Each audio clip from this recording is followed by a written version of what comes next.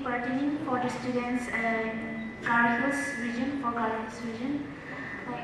Due to lack of competitive exam centers, the students have to go, they have to travel all the way to Guwahati or Shillong just to write one exam. Recently, my friend got this Kerala and Gangtok as their exam centers for their CSIR UGC NET exam, which seems impractical to go all the way down just to write one exam.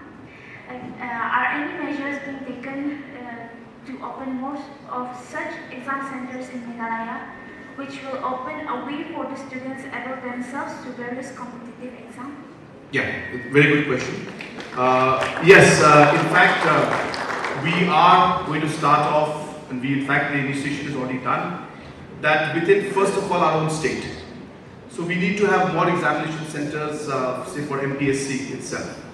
And therefore, we have already started the extension of the buildings in different parts of the state, like in Tura. We have started the extension of the NPSC set up there, so that all the exams that are meant for NPSC, at least for the children and the youth who are from Garo Hills, can be done in Tura. So like that in other regions, for example in West Khasi Hills in Nongstoing or Jenti Hills in Juwai, we would want to see that more of these centers come up from our own state examination systems like the MPSC. So that's number one, and that I hope that will also be part of our 5-year agenda that was asked earlier. But as I said, for a few locations we already have started. We are going to see that the work will start at least in one location. I know for sure Tura is starting, and I hope that within the next 2 to 3 months we should be able to complete that. Not 2 to 3 months, 6 months we should be able to complete that extension.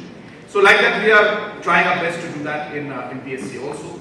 But in terms of the other competitive exams, as you're aware that these are exams that are held by different departments and different agencies which are not directly under the control of the government of Meghalaya. They are mostly autonomous bodies, or they are under the government of India.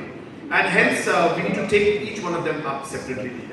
So in each cases and other situations, we are working on them on a separate level.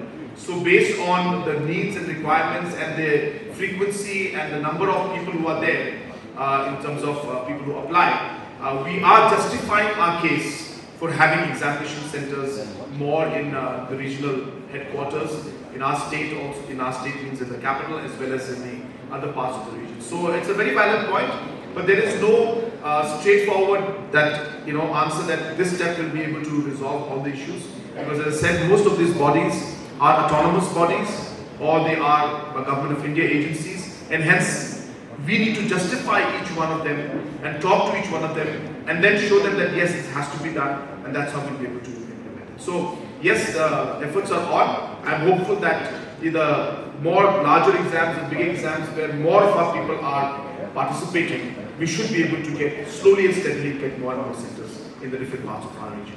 Thank you. It took me a lot of time to actually build up the system to a level where people started having faith and believing, the officials, the departments, that actually we can. I was telling the people yesterday, if we just do it in one department, then it's because something went right in the department. But Meghalaya today has seen huge growth in almost every sector that you can imagine.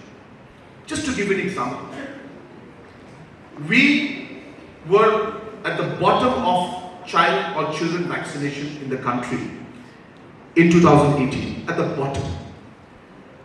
After we started to ensure that we started working towards a specific goal, today we are in the top 5 in the country in 4 years' time. From the bottom in vaccination, today we are in the top 5. In water supply, we had only 4,000 houses that had water supply in the rural areas through pipe. In 4 years' time, we are touching 3 lakh houses. And today, Government of India and the President of India has awarded us as one of the best performing states in Jal Jeevan Mission. We used to have hardly about 4,000 women's self-help groups. So about 20,000 members were in it, getting a money of about 50 crores. In 4 years' time, we have increased the number from 4,000 groups to 45,000 groups. We have from 20,000 members to about 4,20,000 members. And we've increased the amount that has been given to them from 50 crores to 380 crores in 4 years. So on and so forth. There are so many numbers I want to share with you. But the reason I wanted to discuss is because you asked a very, very important question which cannot be answered in one go. You need to understand where we're coming from and where we're going. And therefore, number one, what is going to be my endeavor is to ensure that whatever work that we have started, and these are empowering women, as I said, that we have worked in empowering women in terms of rural households. Today, there is one woman from every rural household who is part of a self-help group.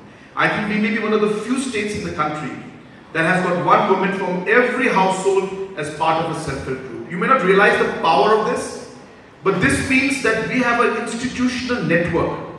From my office, I can reach down to every household in the state through this woman member who's there. And while the self-help group work is going on, tomorrow if we have issues of, say, family planning, we can actually connect to this institutional network to be able to connect to this person. We have been able to now, for example, start turmeric mission. And today, 15 self-help groups today have been supported by us giving them 15 solar-powered food processing and turmeric processing plants. And now these people are earning 10 times more than what they used to. Like this we have done in ginger, we have done in honey, we have done in different vegetables, different processing plants. All these different self-help groups have been working in that line. So I will continue to do and promote this aspect. We will continue to focus on the youth of our state. Youth is very, very critical. I've mentioned to you already. We have started multiple programs. I strongly feel that we need to really reform much more. I was just telling Father also that education sector is something that has been a great challenge. A lot of people don't realize this, but the education system is one of the most difficult sectors in our state today. And there are multiple reasons for it. I'm not here to blame anybody. I'm not here to point fingers at anybody. But because of a lot of decisions that were taken in a very random manner, on a piecemeal basis, basically on a situation basis, has spoiled the overall direction in which education is moving forward. So you have started doing something out here, then the direction is moving here. Somebody says it's something out here, then they started moving this way. Some other person came in and he did something else out here, they started moving this way. So education system is all over the place, and we are having huge problem. Even though today we end up spending more than 2,500 crores. Please remember that Meghalaya's budget is 16,000 crores. Out of the 16,000 crores, 2,500 crores goes into running expenditure of education department. It's very, very high.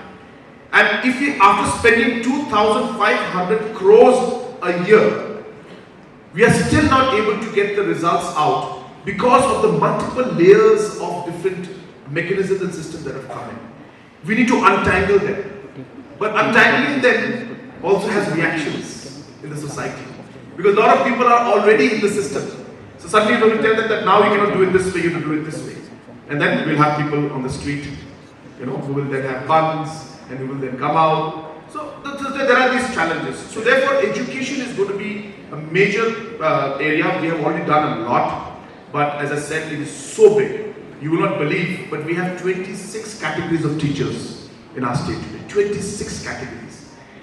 I was telling some other people that, a state like Manipur, I think some people from Manipur also may be here. A state like Manipur, which is comparable to our state, has only 20% of the schools that we have. So we have huge number of schools, more than what is required because of the different systems that have come into place. Just to share with you what happens. This is again something I'm really sharing with you. I hope nobody takes a political advantage of this.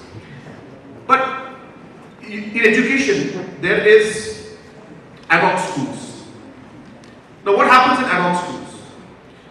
There are maybe 200 children. One ad hoc school is enough, right?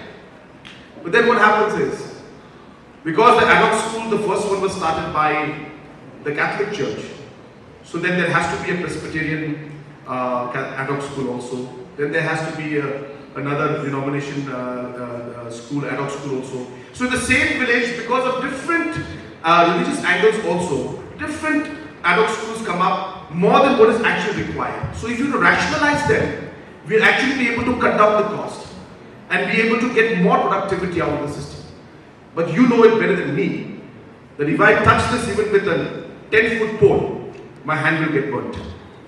So therefore, these are the kind of challenges we face. This question is so interesting and so big, I can speak for 2-3 hours, but I think we don't have that time. But let me tell you small things, which I strongly feel. Things that I have not been able to do in the last 4.5 years. Youth, women's, farmers' issues, infrastructure development, overall stress on water connectivity, overall stress on sports. These are things that we have been doing and we will continue to do them. So that's number one. Number two, I got a long list which I don't want to read out again, but I'll just tell you small things, Like for example, the Shillong traffic. It's in my list out here. For spending your time and for clarifying our doubts. Thank you, sir. Thank you so much.